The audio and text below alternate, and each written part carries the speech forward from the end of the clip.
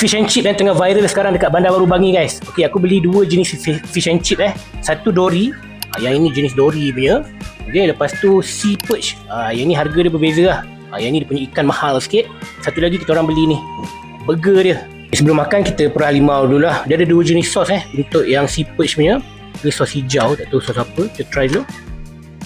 Bismillahirrahmanirrahim.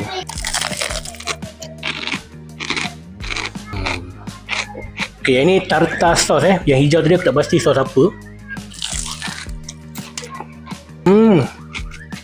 Sedap. Yang ini ikan dori tau. Ikan dori pun sedap guys. Burger ni anak aku dah book dah. Tapi dia punya burger ikan macam ni lah.